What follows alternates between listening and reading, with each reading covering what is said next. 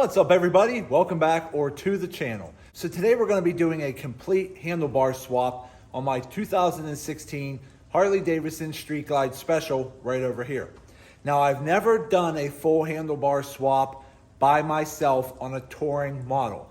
Now I did do a handlebar swap and wire extension kit on my 2010 Y Glide with the help of my cousin who does that for a living, but this will be the first time I'm doing a full complete ape hanger handlebar swap on a touring model where I have to extend all the wires, I have to extend the clutch line, the brake lines, and everything. And I will be doing it by myself from home because I want to show a lot of you that you don't have to be a professional mechanic to do this kind of work on your bike from home.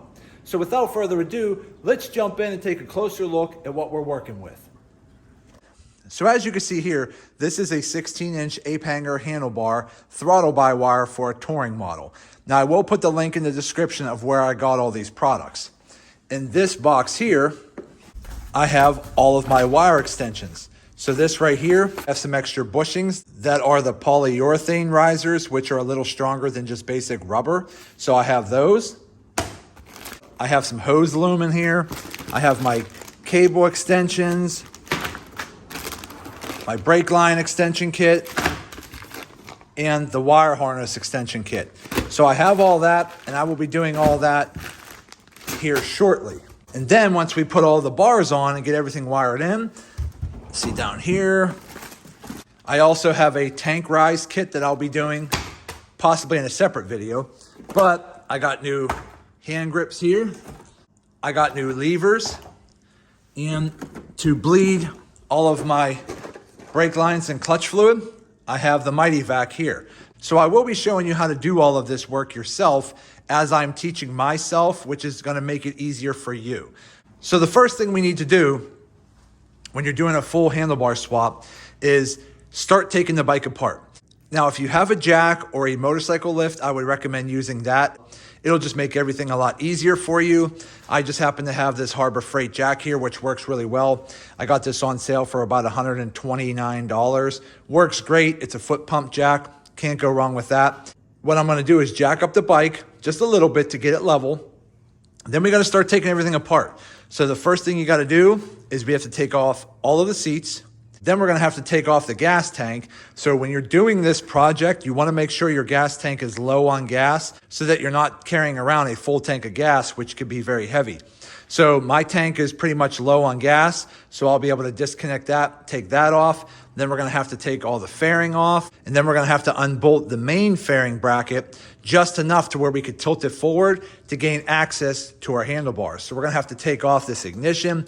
We're going to have to take off a lot of stuff, but it's not hard. It's just a little time consuming if you know what you're doing, but I will go through and figure all that out for you. So if you just follow along with this video, we'll get through it together.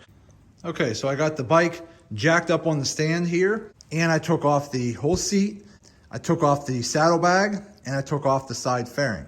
Now, from what I've read, it seems it's best to try to disconnect your fuel harness right here, which is the gray one. Disconnect that, and then start your bike a couple times just to get that fuel out of those lines. And then once we do that, then what we'll do is we'll go ahead and pull the fuse, which is this one right here. And then we'll plug the harness back in. That way we know all the fuel was out of the lines. So let's go ahead and disconnect this. Okay. All right. So the purpose to disconnect that, but leave the fuse in, is so that we still have power to run the fuel pump. The goal is to try to get the fuel out of those lines. So let's go ahead, try to give it a go.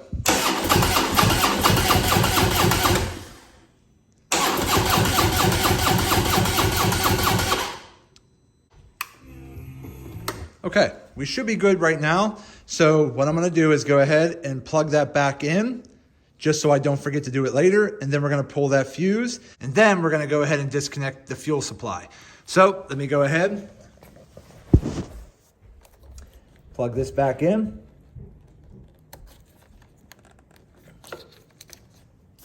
Okay, then we'll go down here,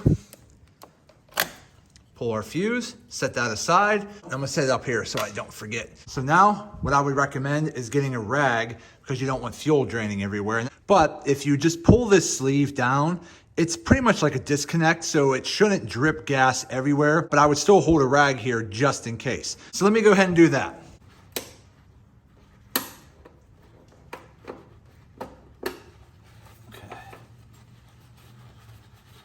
Okay, so as you can see there, you just lift this sleeve up and then the bottom pops right out, and I only had a couple drips of gas come out into here, and then I would just wipe it off. Make sure that sleeve comes back down to lock everything. Okay, there we go there. No mess. Okay, so I'm on the right side of the bike, so before we start getting that all unbolted, I want to pull my air hoses out. Now, there's typically a zip tie here, so I'm just going to get in, gently cut the zip tie. Just make sure you put one back on later. That'll free up your air tube, and you can just pull that right out. Because it's connected to this main console here that we're going to be taking off, so just unhook that. And then on the left side, there is a tube right here, which is your air tube here. Just go ahead and disconnect that, like so. Then there's going to be a bolt here we have to take out, which I'm just using a 3/8 ratchet. That'll take that off. And then up here, you're gonna wanna turn your ignition switch out of the way. There's gonna be an Allen right there that I'm basically using a 532 wrench right here. The 532 seems to be the only one that I actually have that fits that, so we'll take that off. Then you want to basically just take your gas cap off temporarily once you get those unbolted. That way you could take the gas cap off, slide the whole console off, and put your gas lid back on. So let me go ahead and do that, and I'll be right back. Okay, so once you have the air hoses pulled out and disconnected right here, take out your bottom bolt and your top bolt up out here. Take your gas cap off. Then, when you flip it over, and then just take some needle nose pliers and bend this tab up and this tab up. They're just thin metal, and that'll release your cables. So let me go ahead and do that, and then we'll completely remove this whole console here. Okay, so I just did that. So as you can see, the main air hose is still connected, the long one, and I went ahead and just bent those tabs gently out of place to release my wires. And then you want to make sure you go ahead, put your gas cap back in so that nothing falls into your tank. All right, so we got that done. Okay, so the next thing we want to do is take a 1/2-inch socket and take these two bolts off here. That's on the back side of the tank. And then down here, just take these little rubber boots off like that. You just basically peel them off. They're pretty much just like that. And then take that bolt off on both sides. So once we do that, the tank should just lift free from the frame. So let me go do that, and I'll be right back. Okay, so I got my 2 back bolts off, and I got my 2 front bolts off, and then I just came up here, disconnected the wire harness from up here, and I just have it sitting back here out of the way. This is just an air hose just sitting there. Now I should be able to just lift the whole tank right off the frame and set it off to the side. So let me do that, and we'll be right back. Okay, tank is gone. Very simple and easy. This was actually a little simpler to do than it was on my wide glide, because with the wide glide, you have to actually have all the gas line hoses that you have to pinch and crimp and take off and extend and all that. You don't have to do that on these newer late model touring bikes. It's very simple, got that off. Okay, next, we just have to take our front fairing off. So just take your 3 bolts out the top. Now I would always leave the center one in till last. So take the 2 outer bolts out off the top, then come underneath. There's gonna be a bolt here and then a bolt over here. So 2 bolts per side. Once you take those off, come back up top. With one hand, hold your fairing, pull out your last center bolt here, slide your windshield off, fairing will pop right off. So let me do that and we'll be right back. Okay, so the next thing we gotta do to access the front area here is take this ignition switch off. Now, the easiest thing to do is obviously when your gas tank is off, you have a lot more room to work with. Okay, now you're gonna have to do this on a touring model to access where your risers are before we actually unbolt the front fairing housing and tilt it forward. So what you wanna do is take your switch here, turn it like that to where it says fork lock is facing straight up. Then what you want to do is stick your key in, okay? And then underneath, you'll feel it. Right here at the bottom corner, there's a little button here. You press that in with your finger, press down on the key, and tilt it counterclockwise, just a small amount, and then you unlock your switch here, and here's your spring. Now to put it back in, you're gonna do the same exact thing by putting your spring on. Push it straight down where the fork lock is facing up. Turn your key clockwise, just that small amount till you hear the click. Pull the key. Everything works as it should. So now that we got that ignition switch off, come along to the side.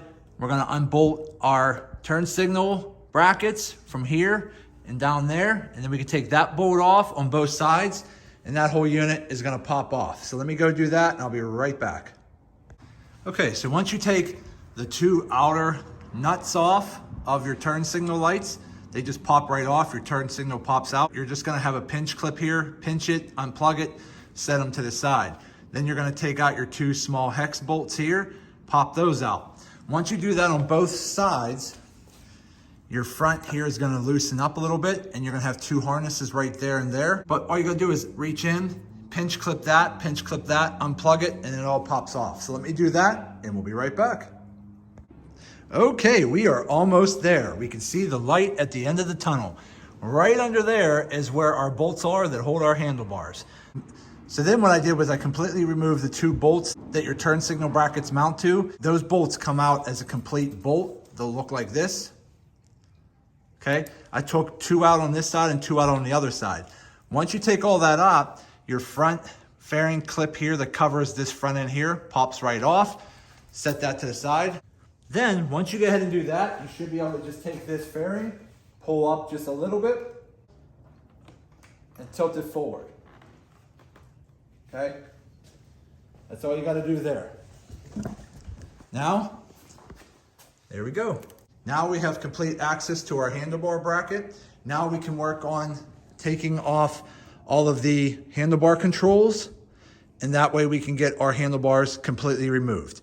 Okay, so before we start loosening anything up, any zip ties that are along the bars that are zip tying all of your cables in position, just go ahead and cut those zip ties off, and then we'll start working on unbolting these two main bolts here that'll allow this whole bracket to pop off, and this whole unit will fall right off. And then what I'll do is I just have like an old sock right here. I'm gonna put this whole unit into the sock, and that way I don't have to worry about anything dangling down and bumping or banging the paint or getting scratched up or damaged.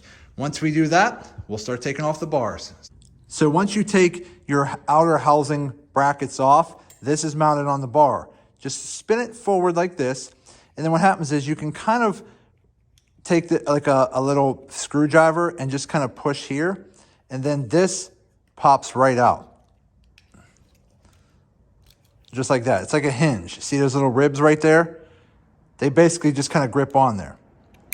Like that. So once you kind of get under there, get that pried open, that pops right off, and you can take this whole housing off, put it back together, put your housing back together, bolt it back on, stick it in a sock, and let it hang for now. Okay, so I just went ahead and loosened up the left side here. I probably didn't need to take the right side off just yet, but the left side I'm gonna leave on there for now just because this grip here is pretty much locked on. And then what I'm gonna do is chase this main harness down to underneath, which I found was right here, okay?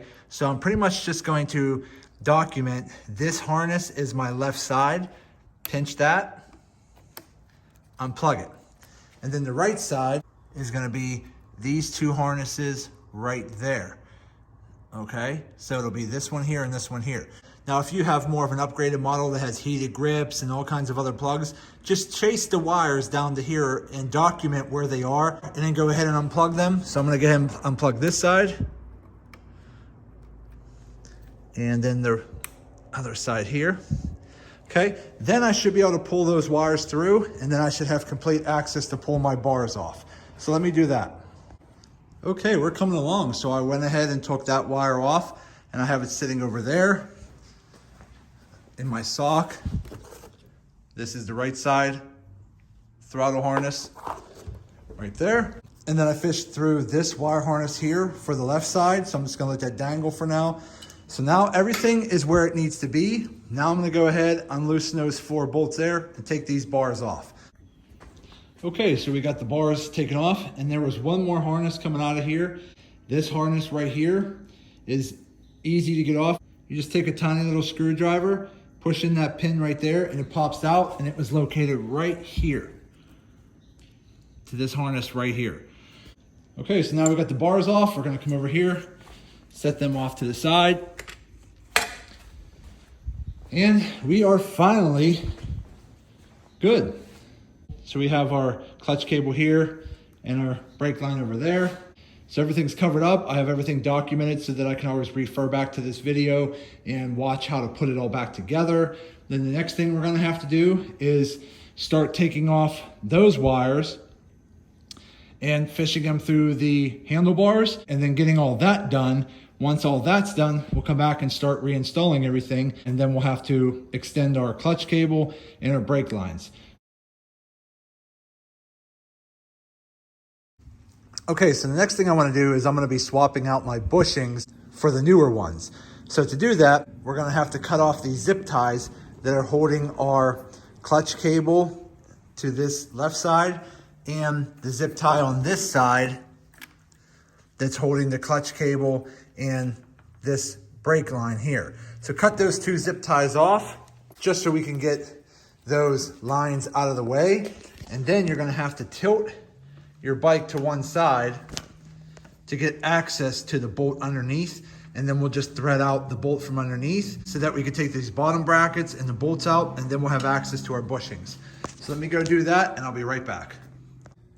Okay, so I went ahead and I got the main bolts out. I just used a 3/4 inch socket from the bottom, and then I just used a large crescent wrench on the top to hold these top braces here in place from spinning around, okay? So it already looks like it had some red Loctite on it from the beginning, which I do recommend using.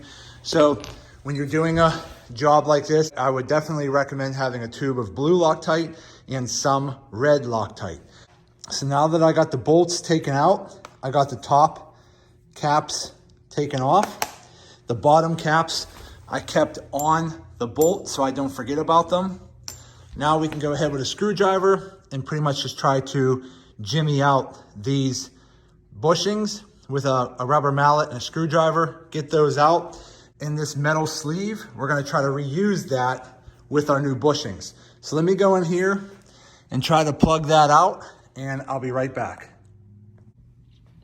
Okay, so to get these out, it's really not that hard. You don't have to hit real hard. So I pretty much just take a screwdriver right on the outer edge of that sleeve, but you gotta be careful and just gently tap it with a hammer or a mallet, but try not to damage it. So you just wanna try to catch the outer edge of it.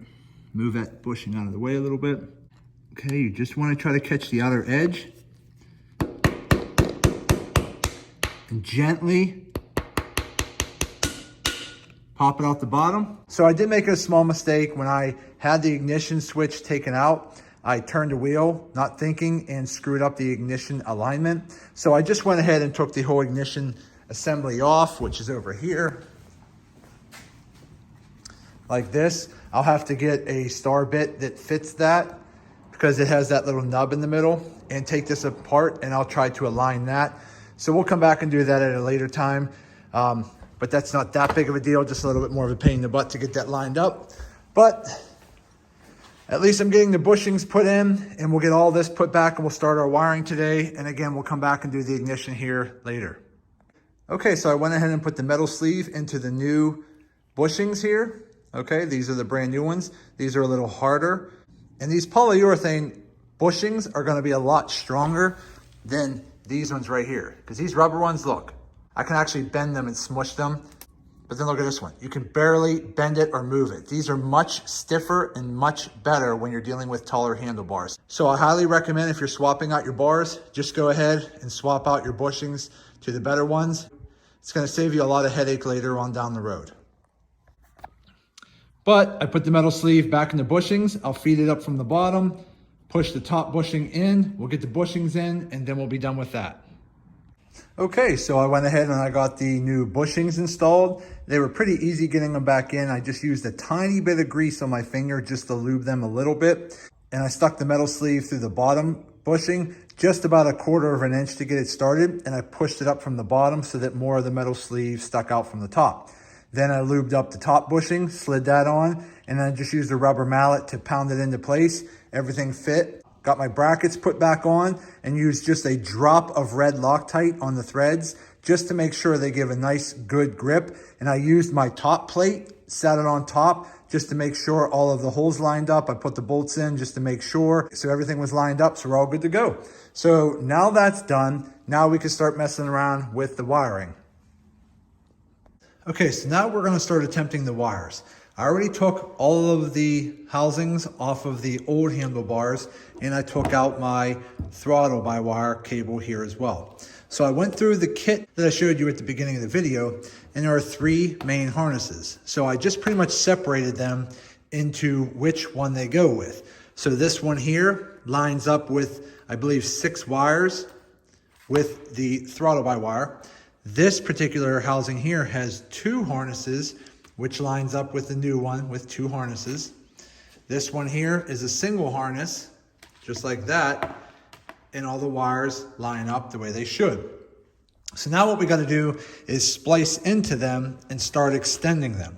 Now this kit comes with the new harnesses, okay? Now some extension kits, like I had over here on my Y-Glide, they were just basically an extension wire with no harnesses on them, so that you would have to cut the old ones off, but don't cut them too short to the harness because you'd have to reuse them. This one here, I don't have to worry about that because I have a new harness on this wire extension. So now basically what I have to do is cut this off right here, okay? Splice these ends here and wire them in color coded. Now what I'll be using is just like a basic wire stripper here. I use these all the time for all of my different wiring projects. They come in different gauges. So I'll probably just basically use the smaller one here, which if you look, it already has a solder fitting in the middle. And this is a shrink wrap tubing as well. So basically what you're gonna do, and I'll show you in further depth here shortly, is you're gonna slide one of these fittings over your wire. Then you're gonna splice the 2 wires. Then you're gonna slide the fitting over top of the 2 wires. And then you're gonna heat shrink it with like a heat gun or a blowtorch like this. I always like these little mini blowtorches, they work really well. And what happens is as you're heating it, the solder inside melts over your wires and then it shrink wraps it at the same time with a waterproof shrink wrap. Once I do all that, I'll go ahead and electrical tape everything. Now, one thing I wanna mention, don't wanna splice them all at the same depth, because if you do so, all of your wires, if you do them all at the same position, are gonna get real thick in the end after you electrical tape them, and they're gonna be hard to pull through your bars. So basically you wanna stagger them at different positions so that once you tape it all up, everything stays nice and thin. So let me start doing that and I'll be right back. Okay, so we're back to our wires. Right here is the wire coming off the Harley harness. As you can see here, you have the white and black twisted and the white and red twisted wire, and you have your black and red. On the new extension harness, you have your black and green, which is gonna go to your black, your red, which is gonna go to your red, and then you have the twisted red and twisted black. So we're just gonna go ahead and splice these. So all I'm doing now is just splicing them a little longer because I'm gonna be using those splice fittings that I always use. And I'll show you why I need a little bit more room for splicing them. So let me just finish this real quick. And again, you never want to rip with the tool. You want to splice with your tool, pinch it and circle it, and then take it off with your fingers. Then what we're going to do is we got to figure out how we're going to line them up, because I don't necessarily want to line them up all at the same time because then it'll get too thick in the tubing. Now, when you're only dealing with like 4 wires, you probably could get away with splicing them all at the same position, and it shouldn't become too thick, okay? Because all your wires are together, right? But I'm gonna be using these shrink wrap tubing fittings right here that have the solder in the middle. So I'm gonna try to do it this way, and they should still work. I don't think they're gonna get super fat. But what I do wanna figure out how to do is how to stagger the wire.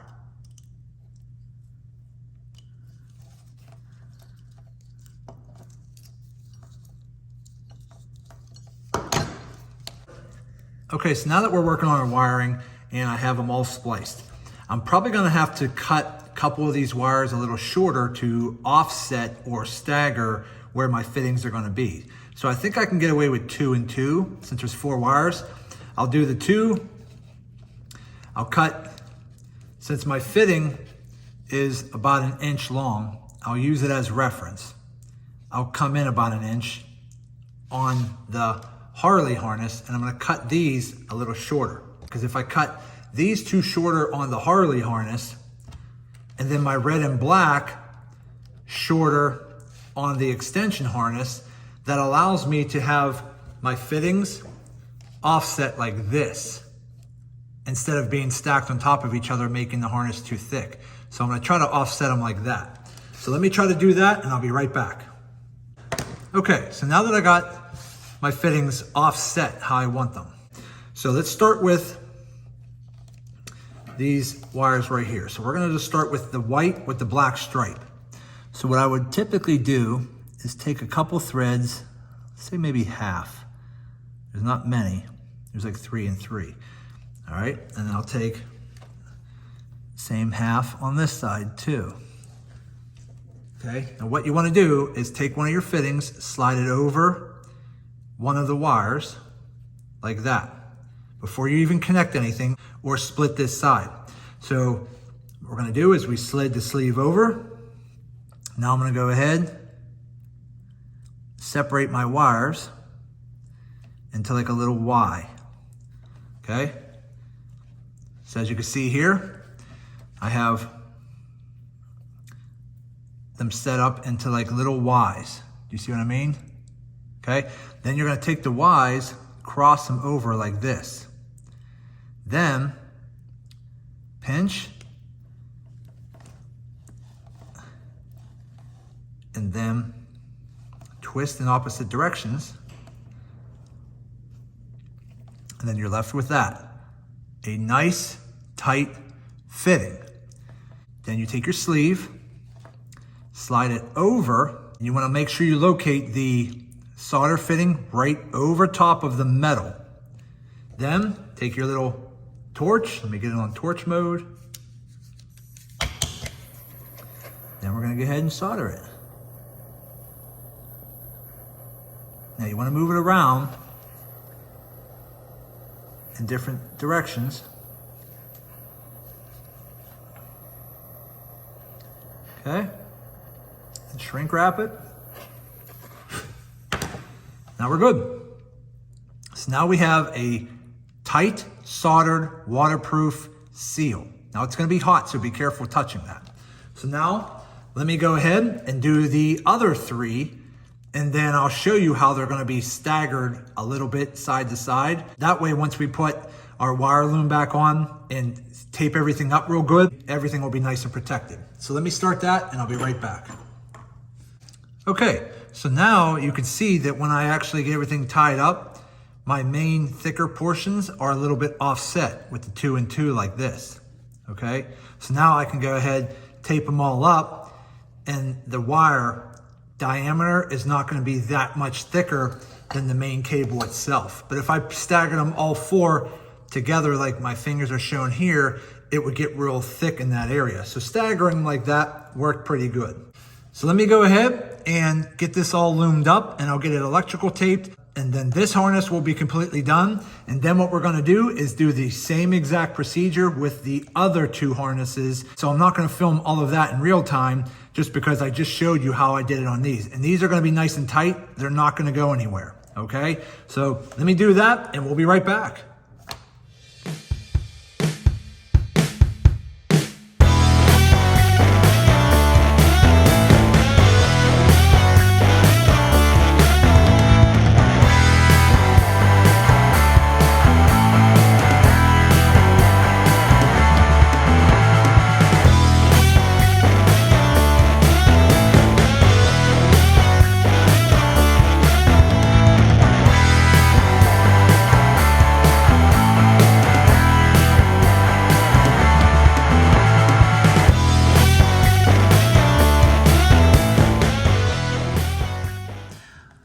Okay, so I went ahead and got them all soldered and shrink wrapped, and as you can see now, my fittings are offset how I wanted them to be, so that by the time I wire loom this all together and get it all nice and tight, the overall diameter or thickness of this wire will not be any much thicker than it was on the factory harness for when I'm pulling it through the bars.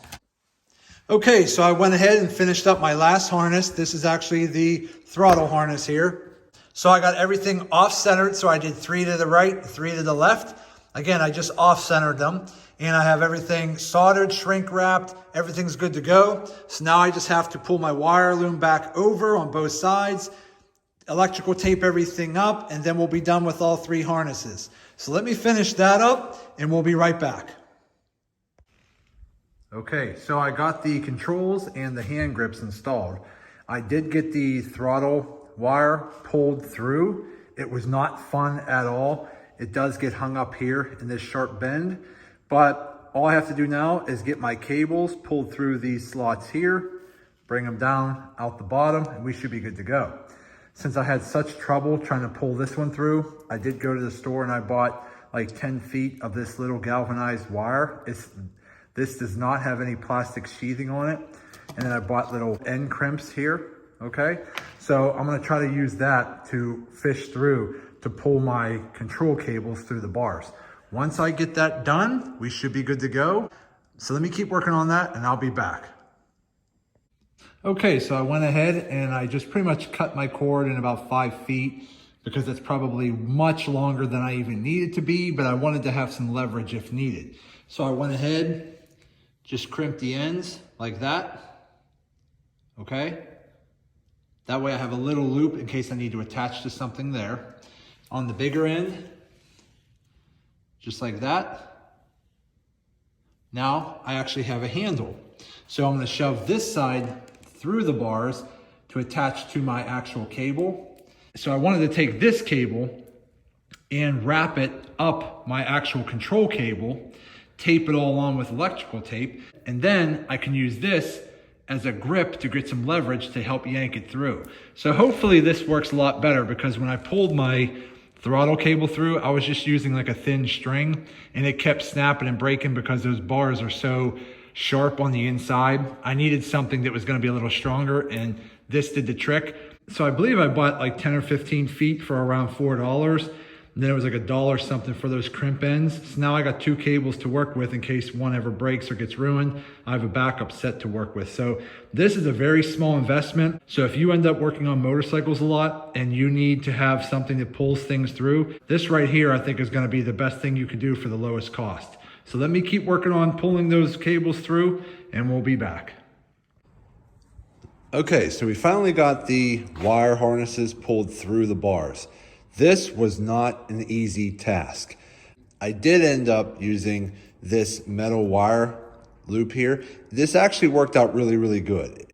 I would definitely recommend using gloves though. Can't really see, but my hand is all raw from basically like pulling on this wire and like pinching my skin, and you can actually still see marks going across the top of my hand. I mean, this stuff will chew into your hand, so definitely wear a glove if you're pulling it through. But this wire right here worked out really easy to fish it through the bars. Everything went good. As far as the harnesses go, I originally made a mistake by pulling the throttle harness through first and then attempting to pull the control wire on top of the throttle wire. That was not working. I tried that for about a half hour, 40 minutes, and gave up. So I pulled it all back out.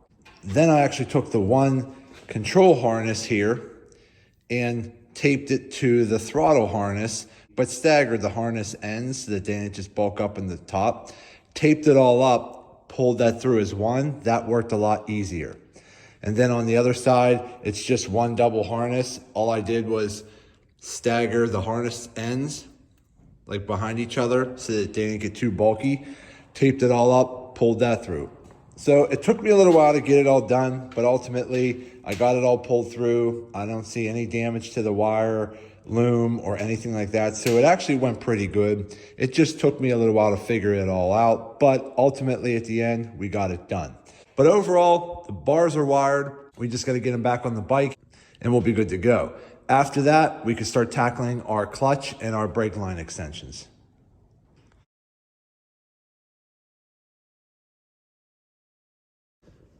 Okay, so we went ahead and got the bars put back on, and I got my ignition fixed and put back on. Now, if you want to see how I manually realign my ignition and fix that, I'll be putting the link to that video on how I did that in the description of this video. Now, to get my bars where I wanted them, it took me a little while to figure out the right position because you're very limited. So what I did to get my bars lined up where they are is I had them tilted forward. I pulled my fairing forward and just temporarily put the side bolts in, holding the fairing where it's going to end up having to be, because you don't have much flexibility of where your fairing is. It's a fixed location. It is what it is. Once I had the fairing fixed and attached with the bolts, then I pushed my bars back up against the fairing and I gently pulled them away about a ½ an inch, just so that they weren't vibrating against the plastic. So I pulled them away just a little bit. And then what I did was I reached under here and I tightened up some of these bolts. I kept the top 2 bolts back further, hand tight, but not tightened all the way. And I left the 2 front bolts a little looser so that my bars can push back and forth. So after I fixed the fairing, I pushed the bars back up to where I wanted them. And then I was able to get up under here with my Allen wrench just to tighten those bolts just enough to hold the bars from moving. Then I went back under, took these bolts back out so I could tilt my fairing forward again so I can get to the bolts, and I tightened them down all the way. Once I had those bolts blue Loctited and tightened down all the way, because I have my position now figured out, then I was able to pull my fairing back up into position and bolt that down. So that's all done. So far we're coming along. It looks a lot better having these control cables routed through the bars, because originally I was just going to have them zip tied to the outside of the bars, how my original handlebars had it, but having them mounted through the bars looks a lot better. So now what we got to do is start tackling our clutch cable and our brake line cables. So what we're going to have to do, I'm probably going to start with the clutch cable first, and we need to get to this cover right here. Now I'm pretty sure, based off the pipes that I have and the cover that I have here, I shouldn't have to do anything with the exhaust. I should be able to just take these 2 bolts out, pop that cover off, and we should be good to go. Now, some other years of the Street Glide have a little bit of a bigger cover, and it doesn't just come off because your exhaust pipes are in the way. So if that is your case, I would not take your whole exhaust off. I would just loosen your exhaust where it attaches to the engine. Just loosen those bolts just enough to where you can kind of wiggle the exhaust back and forth a little bit. And then when you have these 2 bolts taken out, just kind of tug and pull on your exhaust while it's loose. So just enough to slide this cap off. You don't have to take your entire exhaust off. You don't necessarily have to do all that. If you just loosen them just enough to where you have a little bit of flexibility in your pipes, if you have a larger cover here that doesn't come off freely because it's hitting the pipes, just loosen your pipes enough to move them out of the way to get that cover off. That way you don't have to go through the hassle of aligning your pipes back up, because that can be very time consuming and a pain. So let me go ahead and take this cover off, and then we'll loosen up the clutch cable to take it off. So then what I got to do is find out where the clutch cable is routed, and then follow it all the way down to this part here. There are probably some zip ties holding in position or clamps that are holding it to the bike. I'll have to find all those, loosen all those up so that I can disconnect the clutch cable from here and then pull the whole clutch cable out. So let me start with that and I'll be right back. Okay, so now that I got the cover off, so this right here is going to be the hydraulic clutch cable that we're going to have to remove. So what you want to do is just kind of find out where it's going. So as you can see, it's right there, that like braided wire, and then it comes under the bike, which you can see right there. There's a zip tie right there holding it. And then you just got to follow it up, and then it comes out right here on the front of the bike. And it's just held by these clips along the side, which pretty much just pop right off. Those are just pretty much compression clips. So again, you just want to basically start here and then find out where it goes all the way up the bike. So now that I have a general idea where it goes, I just have to remove these clips, cut that zip tie right there off, and then I can start detaching it from here and pulling it through. Now, what I would recommend is taking pictures or shooting a video of how it was routed. So that way, when you take it off, you're gonna need to pretty much route it the same exact way so that you're not pinching it or binding it anywhere. So just make sure that when you figure out how it's routed from the factory, just make sure that you actually are routing it back the same exact way with your new line. So let me start taking that apart. I'm gonna try to pull that one off and then we'll start installing the new one.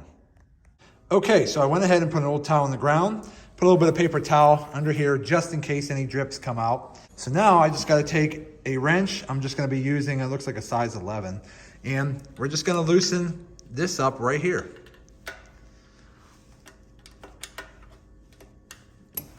Okay. That right there is going to loosen and disconnect a hydraulic clutch line. Okay, just like that. Oh, there it is, it's off. So now, oh, see, it already dripped a little bit on me. It's dripping out right there. Now again, you just gotta be careful with that top. If you have a way to plug it or wrap it with something, you can. But again, you just wanna make sure that .4 is not dripping all over your paint because it can ruin it. So I'm gonna go ahead and try to find a way to cap that. I think I have a cap laying around. I'm just gonna cap that and then we'll be able to pull the whole cable all the way through and then we'll start mounting the new one. So let me do that and I'll be right back. Okay, so after the clutch cable comes up the frame, it comes through right here and connects right there. And then it comes up over top, zip ties right to that cable there, and then tucks over the top and then down over the other side. So that's how I'm gonna have to put it back in the same exact way when I put the new cable on. Okay, so we got the clutch cable out. I just laid it on the ground for now because I wanna open up the new clutch cable and line the new one up just to pretty much make sure they sent me the right one before I actually start majorly disconnecting anything. So let me go ahead, open this up, line it up, just confirm that it's longer and we should be good to go. Okay, so we are good to go. I just lined everything up, kind of laid it out. So it's definitely a little bit longer. So we are good to go with that one. So now what I'm gonna do is mount the end here. Okay, I'm gonna mount that. I'm gonna fish it down just the same exact way as I took it off and mount it in at the bottom. Then we can start taking apart the top reservoir, disconnecting the old one and connecting the new one, and then we'll worry about the fluids here shortly. Okay, so before we start routing our wire, what I wanna do is take some of the heat tubing here that goes over the first, say, 1.5 feet of the wire, which is on the old one as well. We're just gonna slide that over and then we're just gonna go ahead and use a little electrical tape to type it in place because this piece right here is going right underneath the exhaust. So this tubing right here just kind of helps protect your wires. So let me go ahead, slap that on and we'll start fishing it through. Okay, so now that we got the hydraulic clutch cable ran through the bike up to the bars, now we have to take the old one off. So let me go ahead and throw a little bit of painter's tape around here just to protect the paint because this .4 brake fluid does a lot of damage to paint. So you definitely want to make sure you protect your paint when you're dealing with this stuff. So I'll just take a little bit of tape, painter's tape, whatever you have. Just cover as much of the paint as you can, just in case you get any brake fluid dripping. Okay, so let's do this.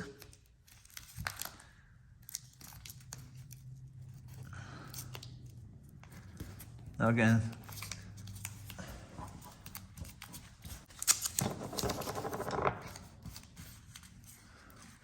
okay, so we have that taped up pretty good for now.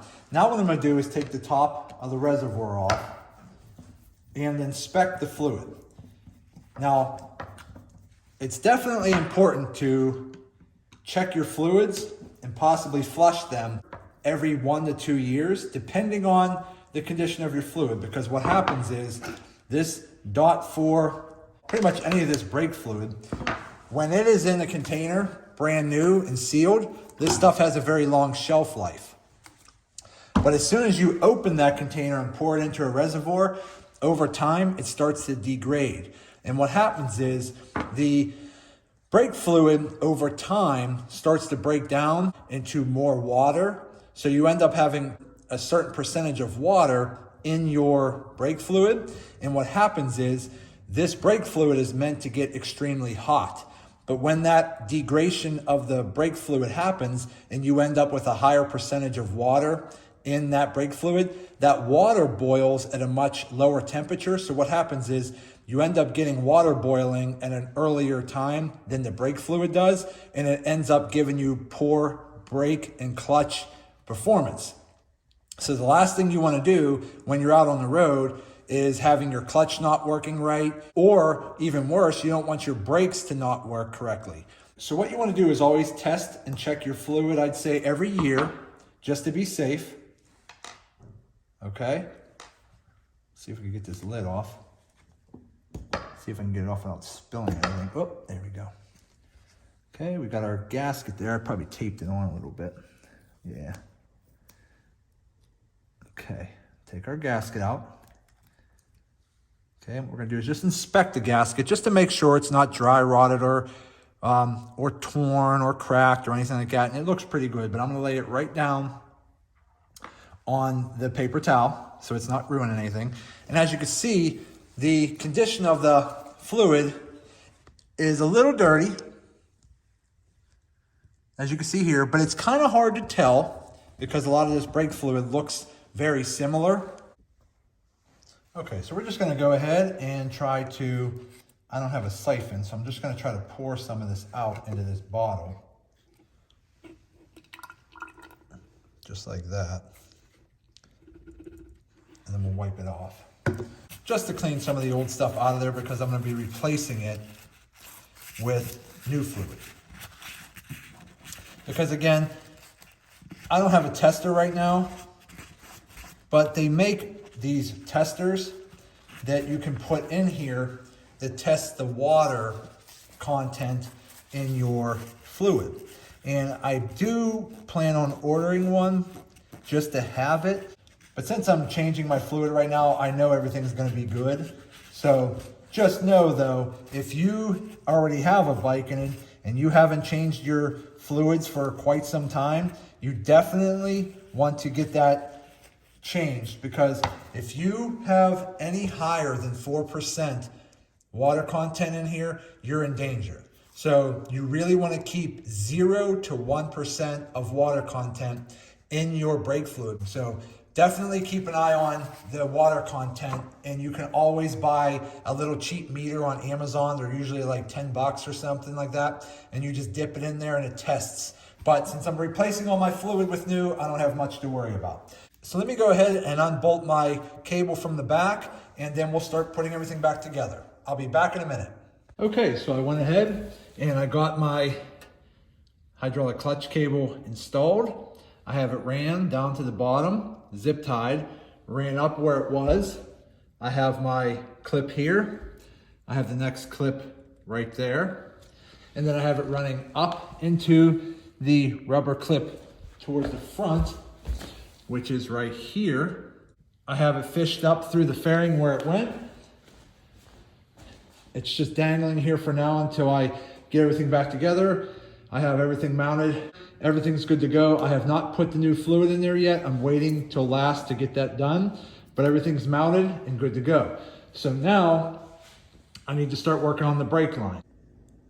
Okay, so I just took my front brake line here and I followed it underneath, and it's on this top bracket right here. This bracket just kind of pops forward, and the brake line here that we need to replace is sitting right in this channel. So I just popped it out of the channel, and then you follow it up here. So it's basically this top line. We're gonna have to cut some zip ties off, pop it out of the clips, follow this top line down, and it's right here. I might have to push a couple things out of the way here. They're just kind of sitting here. But as you can see here, this right here is my line. It goes down and pops out right here. So what we're gonna do is take this bolt off, and then once we pull that through, I'm gonna try to find another bolt to shove through it, to bolt it up, to stop any fluid from leaking. pull the lines all the way through, and then we'll just do the same thing like we did on the clutch. We're gonna replace that line, run it all the way back through the same way we disconnected it, and we'll be good. So let me start doing that, and I'll be right back. Okay, so I went ahead and disconnected my line. Now, there's a little like plastic sleeve right back there where the screwdriver is. You just go in there and just kind of pop it out of place. It basically just kind of helps keep your lines separated nice and neat.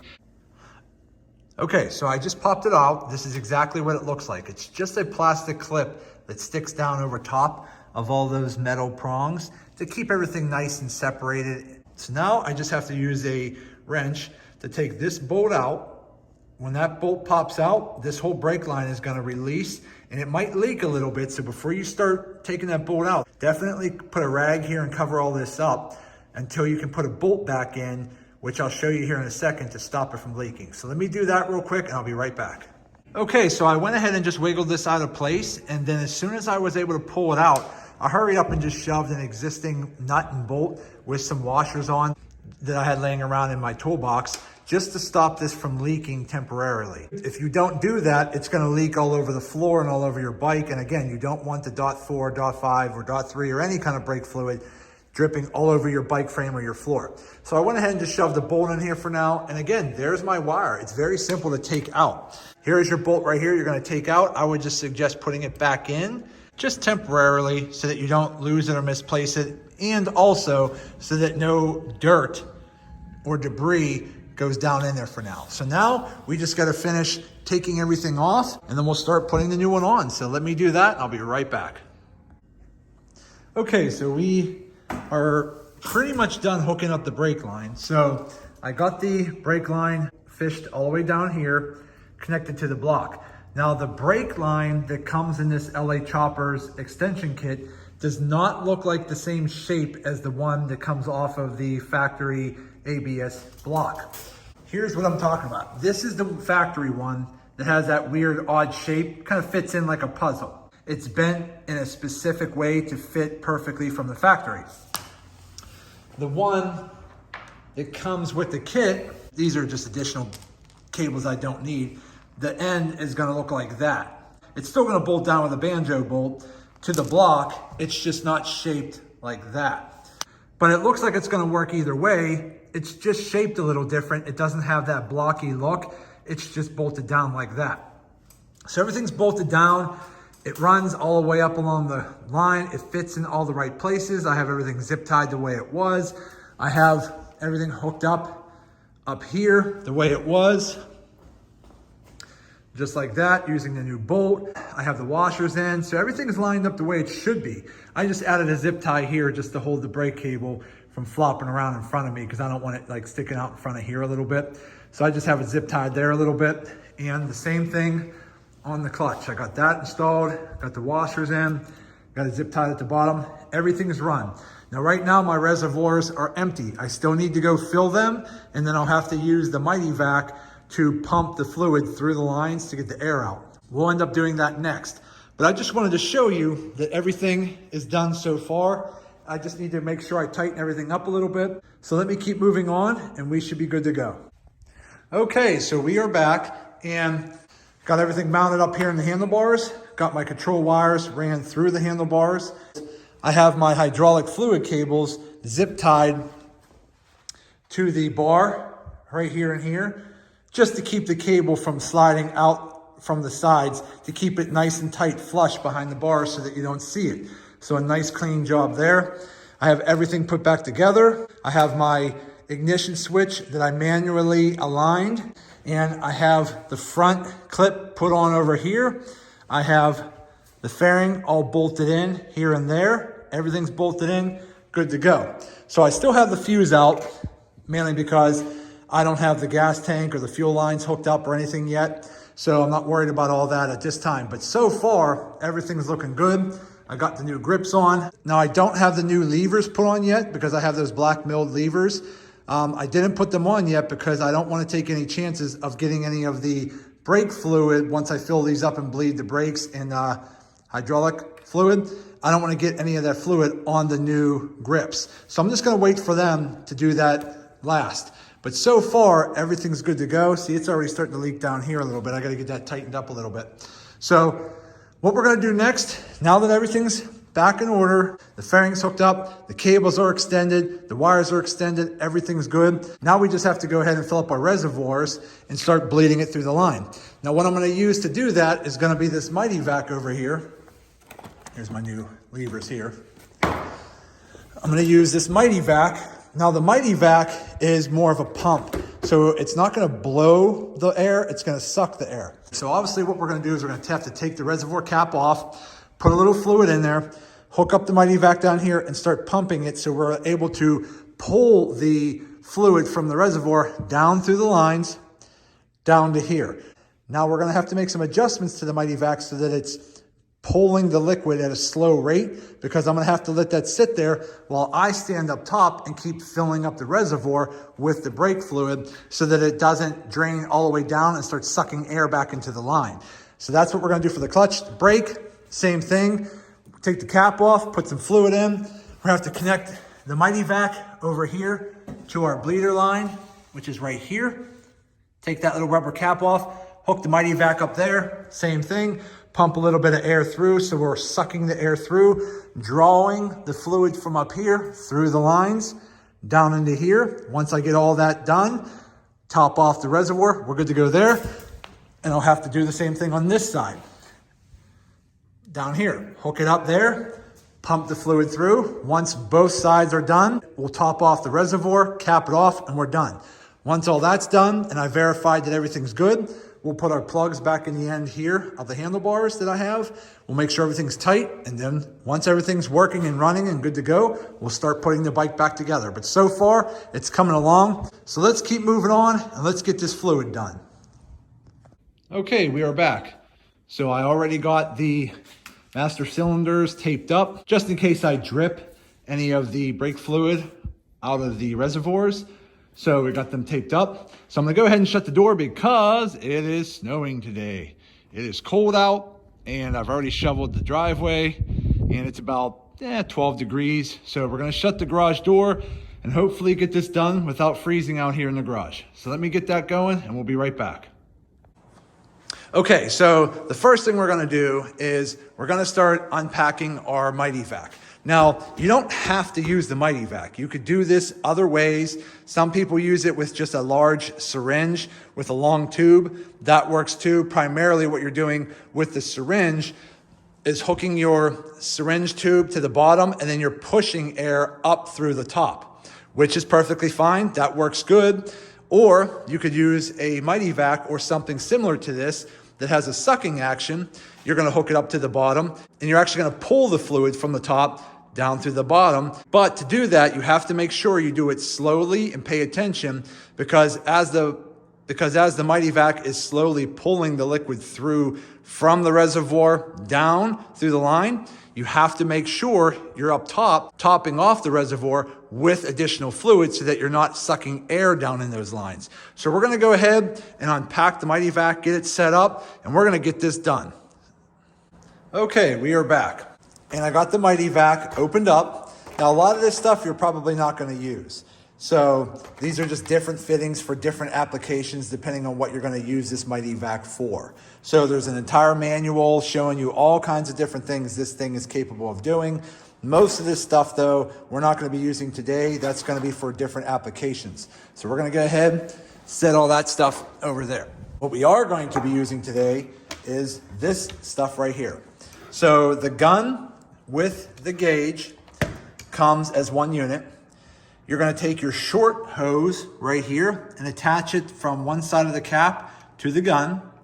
You're gonna attach your longer hose, which is about a 12-inch hose, to the other side of the cap. And that's what's gonna go to your actual brake line of your bike. And then you install one of these shorter hoses right here to the bottom of the cap because that's what goes inside your reservoir. So all you're gonna do is slide your reservoir on. You're gonna lock it into place. Then what we're gonna do is the end of this long hose is gonna go down here on your bleed valve. Then what we're gonna do is I might even take a small zip tie to hold it in place because I don't want anything to slip off accidentally. So we stick that hose on top of here. I'll zip tie it on. Then what we're gonna do while it's tight, we're gonna pump up the MITYVAC to create some pressure to make sure, for one, we put the gun together and that there's no leaks. That's number one. If you're holding steady pressure, I would say pump it up to about 10 to 15 PSI and leave it there. If it's holding pressure, you're good. At that point, you're gonna wanna make sure you take the lid off your reservoir, make sure there's fluid in there. Again, mine is empty right now. So what I'm gonna do is pour some new fluid in here. Then, once I have fluid in the reservoir, and this is holding a nice tight seal, we're gonna slowly crack open that bleed valve right here with a small wrench.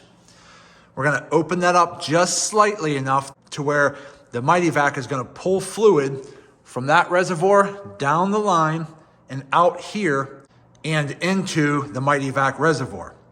Now, while it's pumping, I'm gonna try to adjust this nozzle here just enough to where it's not a fast flow, but a steady, slow flow.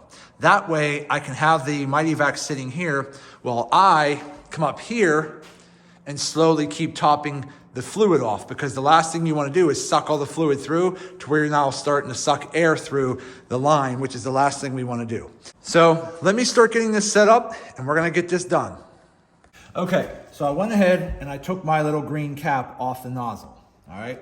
Now on the MITYVAC, the big hose that comes off is a little too wide for that little nozzle. So what I did was I used one of those fittings that goes from a big tube to a small tube, and then this small tube did come in the kit. It's a much smaller diameter. That will fit perfectly, nice and snug, over top of this nozzle. Just gotta get it on there.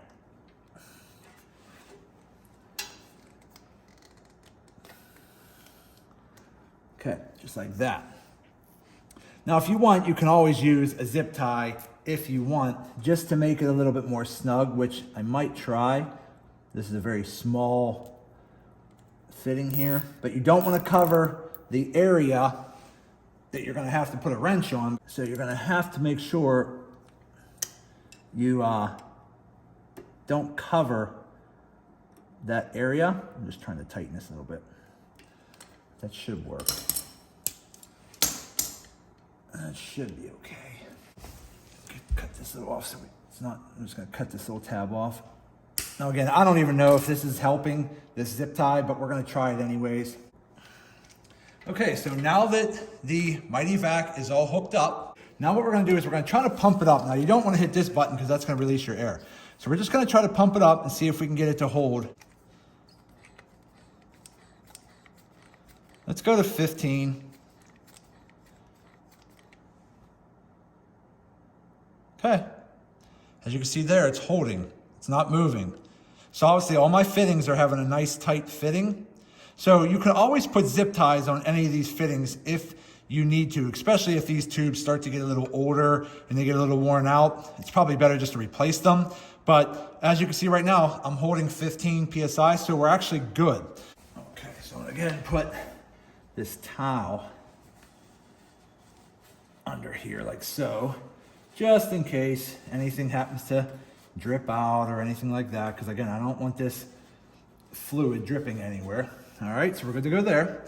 So now what I'm gonna do is I'm gonna go up top to the reservoir and start putting some fluid in there. And then we're gonna come back down and slowly loosen this fitting until we see the actual fluid coming through the line. Now there's probably some fluid still left in here that was old. So I'm gonna be flushing all the old stuff out, but the whole goal is to get fluid through here so that there is no air in the line. So let me go open up the top reservoir at the master cylinder up there, and we're gonna start putting some fluid in, and we're gonna see if we can start pumping this through.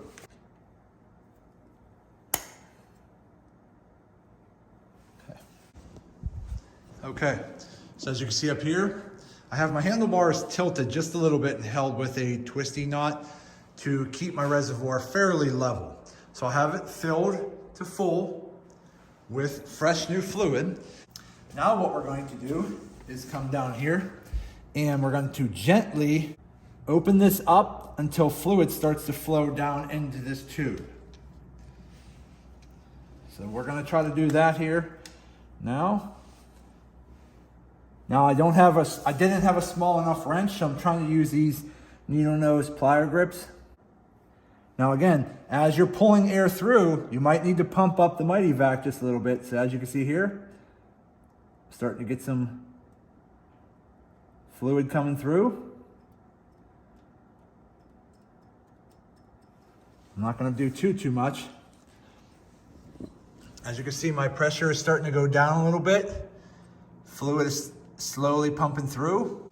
Okay, so this is what I mean. We're going to have to do this. As you can see, it went down already about halfway because I'm bleeding that through the lines.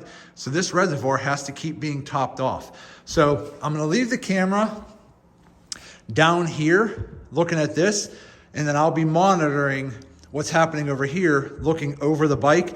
But I want to stay over top of here so I have my fluid ready to top it off as needed. So I'm going to put you down here and we're going to get this figured out.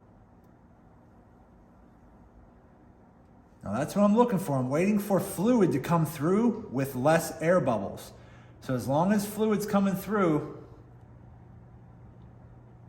we should be okay.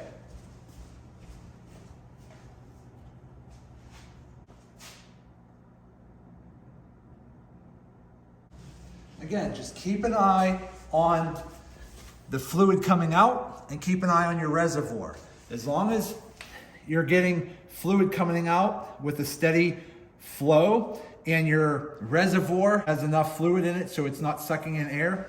Once you fill that reservoir up from say about the half position to full a few times, you should be good to go to shut that off and close it up. All right, and my pump needs pumped up a little bit.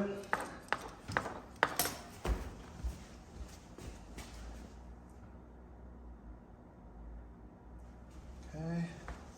Now again, I don't mind a little bit of air bubbles down here because again, it's sucking the air out up here, and because we're going from a small fitting to a large fitting, there might be a little air here, but I'm trying to do this as slow as possible to make sure I'm getting a steady flow and making sure my reservoir stays filled. And you always want to make sure you keep your handlebars tilted just slightly to keep the reservoir as level as possible when you're doing this. That way you don't have fluid leaning to one side or not, making it easier to suck in air. So far, it's going good. Again, my MITYVAC reservoir is filling up. So now this is going to be a combination of good clean fluid and some of the older fluid. So we're just going to keep an eye on that. I'm going back up top to check the reservoir again. And again, you'll know if everything's going good when you have to keep filling up your reservoir. So again, I filled up the reservoir. I don't let it go down past half. Again, it's going pretty quick now. I think we got all the air out. All right, it's going fast now. Okay, so I think we have all the air out because it's pumping a little quicker now. I'm gonna go ahead and shut this.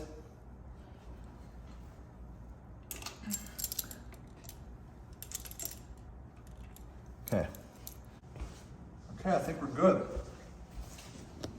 Because again, once you start seeing that fluid coming through this line with no air bubbles, and it's a nice, steady, solid flow, that means you pretty much got all the air out of your system. So we have that done. So I went ahead and shut my valve here. In the top here, we still have good fluid. You never want your fluid level to go below from that top black valve right there. So now we're good to go there. My fluid's topped off. We're good. I'm just gonna put my cap on and we'll be done with this clutch hydraulic side. Okay, so now that we have that off, we made sure our bleeder valve was opened on the MITYVAC. We got our pressure PSI all the way down to 0, so it's no longer sucking in air. So now what we're gonna have to do is pull this line off. I might try to put a little bit of pressure back in here. If you make sure you have a little bit of pressure in the gauge and it's holding, as soon as you pull this hose off that nipple there, it should suck that fluid back down in and not let it drip all over your bike. So let's go ahead and try to do that now. So again, I pumped a little bit of fluid. I got about 8 to 10 PSI there. We'll put it to 10.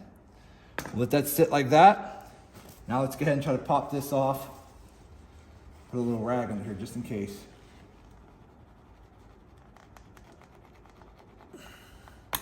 Okay, sucked it all through. No mess. Now we're good here. Put our green cap back on. And we'll take this back up. And we should be good. Okay, so now that's done. Let's just go ahead and squeeze our clutch handle here slowly.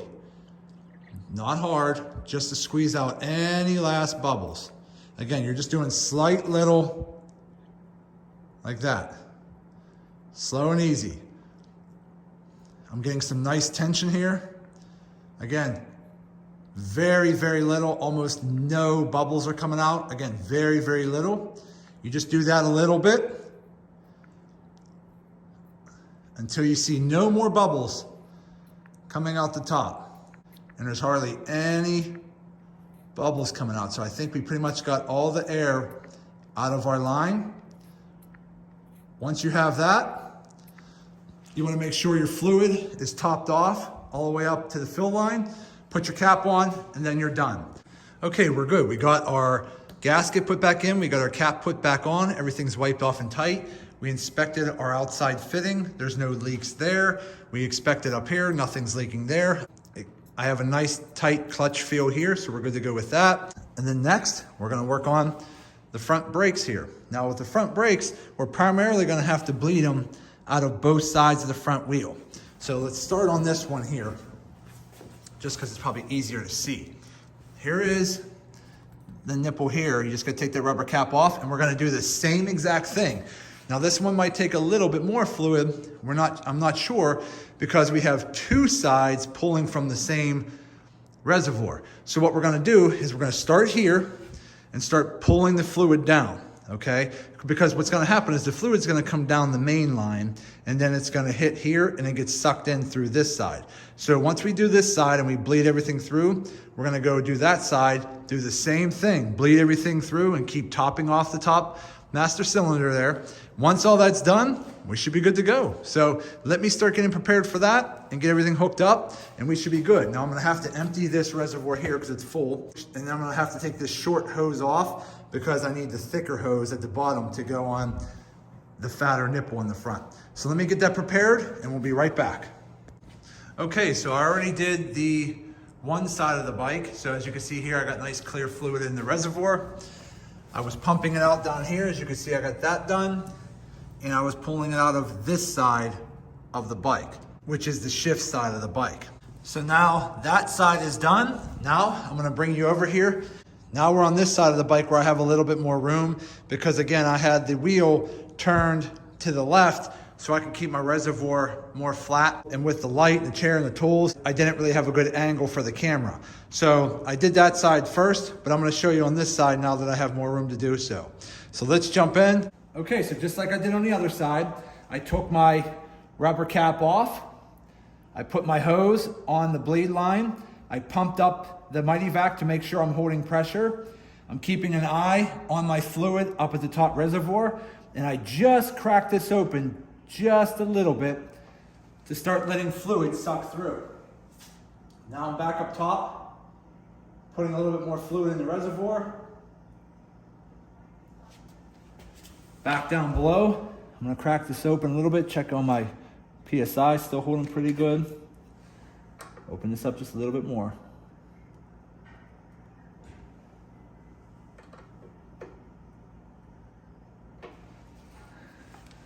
Okay. Back up top, filling my reservoir. Again, this is a project you have to really pay attention to, because you don't want to not have enough fluid in your reservoir. You have to keep it full. And just keep pulling the fluid through. Pump up the MITYVAC again. I think we're pretty good. I have almost a full container on the MITYVAC, so I'd say we pretty much pumped enough fluid through this line. So as you can see here, that's getting filled. The reservoir keeps going down. Again, you don't want that fluid to get all the way down to that white cap, because that's where it's sucking it in. And once you start sucking air, you're gonna have to start this all over again. So keep your fluid up high while you're draining it down below. And as you can see here, I'm already losing some air on the MITYVAC because I've pumped enough fluid through. Okay, so we went ahead and removed the hose, tightened up our fitting. We have a nice full container down there. So I'd say we pumped a good bit of fluid through. We're still above our fluid line here. So now what I'm gonna do is just like we did on the clutch, we're gonna go ahead and slowly, gently pull in your brake lever, and let's get the last little bit of air out. Got a little bit in here. Let's get our last little bit. Again, this just takes a little bit of time. Just keep pumping your brake until all those little air bubbles are out. Now there might be a few air bubbles hidden in there just because, again, we have multiple lines going to this main line. So again, when your hand gets tired, switch your hands. But I'd say we're pretty good. Okay, so I'd say we're pretty much good at that point. So now I'm gonna go ahead, put more fluid in, top it off, wipe everything down, put my cap on, and then we should be good. Okay, so we are done with the fluid. We have a nice feeling brake line here. Feels nice and tight. Clutch, feels good. A little bit of nice tension. We are pretty much right where we need to be. Okay, so next, I think what I'm gonna try to do, I wanna get the gas tank hooked up so the fuel system's hooked up. That way, I can open up the garage door and we can actually try everything out to make sure that the bike starts, to make sure the lights work, to make sure all my electrical that I extended is working and doing good before I put the rest of the bike back together. Okay, so we got the gas tank put back on. Now again, pretty simple to do on these late touring models. So all you're gonna do is take your gas cap back off. You're gonna line your air hoses and your main power cable underneath your dash area here. Clip it in on both sides. You want it to look like this. You want your long air hose to come out this side and down the right side of the bike. You want your other air hose and you want to connect it right here. You want your power cord running down the side. So you want it to look just like that. You're going to use this plastic clip, set it in place just like that. Put your bolt in here. Put your two main bolts down here. And you're gonna need to turn your ignition switch to the side to access that little bolt right there. Once you get all that bolted back down, you got your gas tank bolted down, you're gonna put your bolts back here on the side. Once you get all that tight, you're gonna open up your lid, put your gas cap back on. Then you're gonna come back down under here, connect your gas line with the pressure fitting here, get that connected. So I would say at this point, your gas tank is fully installed and hooked up. Go ahead and put your fuse back in, which I just did.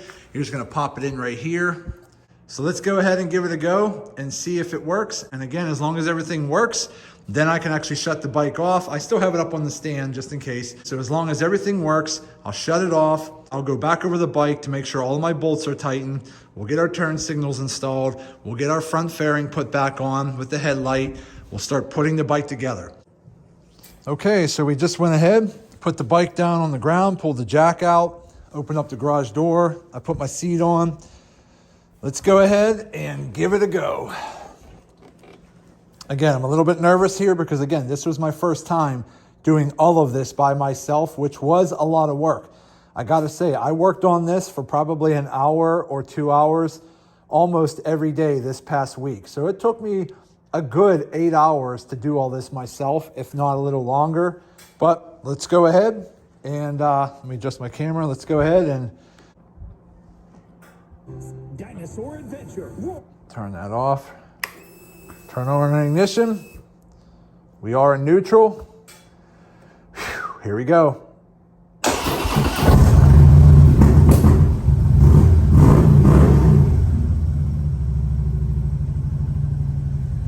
Well, we did it, guys. We got the 16-inch ape hangers installed. Everything's working. Again, I have my controls face down a little bit so it's easier to kind of work with my thumb. Everything works. Let's check our gears. Pull my clutch in. Okay, first is good. Pull is good. Put it back in neutral. We're good. Brake feels good. Clutch feels good. We are good. That is nice. Okay, so I went ahead and I got the gas tank all hooked up. I got the tank lift kit installed as well. So if you want to see the video on how I installed the tank lift kit, I'll post a link to the video in the description of this video. So I went ahead, got my seat on. Now before I do all that, I'm just going to go ahead and put my end caps on, which go right here. Okay, they come with my handlebars. So they're pretty much just end caps, and they come with more of a gasket sealer. You pretty much just rub it on there, pop it in, and you're good to go. So let me go ahead and put my caps in the end of the handlebars. We'll go ahead, bring our fairing over. We'll plug in our headlight, bolt in the fairing, and then we should be pretty much done. Okay, I had to tweak a little thing here on my front windshield before I put my fairing on. It wasn't lining up correctly, so I just took my grinder wheel over there with a fine blade and just kind of notched out this little corner right here and the little corner right here. Just notched it out a little bit so that my brake line and my clutch line didn't interfere. So now it lines up and we should be good to go. So let me get this fairing on and we'll be done. Okay, so we just got everything put back together. I just turned the bike on to ignition. Let's test our lights. Let's hit our left. That's working. That's working. Let's hit our right. That's working. That's working. Headlights working. We are good. Okay, so we got the whole bike put back together. The windshield's on. The fairing is on. All the electrical components work. The clutch works. The brakes work. The seat lines up. The tank lift is on. The ignition is fixed. Everything is done. So again, this looks awesome. I think the new handlebars look great. With the new windshield I got, it covers up the bars a little bit, so you don't really know exactly how high they are until you come on this side. But that looks awesome, and I am super happy with how this turned out. Okay, so the last thing we have to do is get our handle shifters changed. So right underneath, right there, there's gonna be a little metal pinch clip on both sides. I already took mine off, but I wanted to show you what they look like. So on the clutch side, it's gonna look just like that. And then on the brake side, it's gonna look like that. You're gonna need a special pair of pliers for that, okay? They have those little nubs at the tip. And usually when you buy these in a kit, you could buy a set of these at Home Depot, Lowe's, or on Amazon or wherever. I got these ones here, I believe at Lowe's. They might have been like $20, but they do come with different tips for different sizes and shapes. Some are straight on, and then they have these angled tips at a 90 degree, which makes getting up under handlebars like that a lot easier. So once you take that off, you should be able to just kind of pull on it, and this pin should pop right off. Like so. And that pops right out. So it's literally that simple. So let me go ahead and do that on both sides. I'm gonna put the new levers in and we're gonna be right back. Okay, so on the brake side, I just had to loosen up the housing a little bit to get this to come free so I can angle the lever out. But it's the same thing. Take the pinch clip off the bottom, pull the peg through, loosen up your housing to get this free, and then the handle pops right out. Pop the new one in, put your pin in, put your pinch clip on, and you put it all back together. It's pretty simple and easy. So let me go finish that up. Okay, everybody, we are finally done. This has been a long project for me because I've been working on this bike for probably an hour or two each night for about the past week.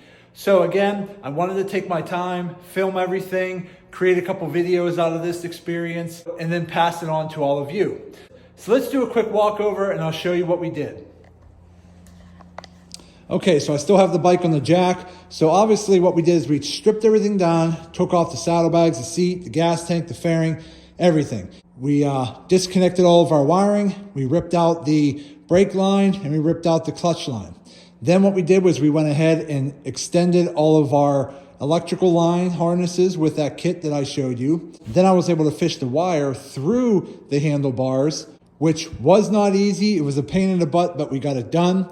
I did run into an issue with my ignition, but that was my fault, but we did go ahead and manually align the ignition and fix that. We extended our brake line, we extended our clutch line, we bled all the air out of the lines and pumped new .4 fluid into both master cylinders and got all that working.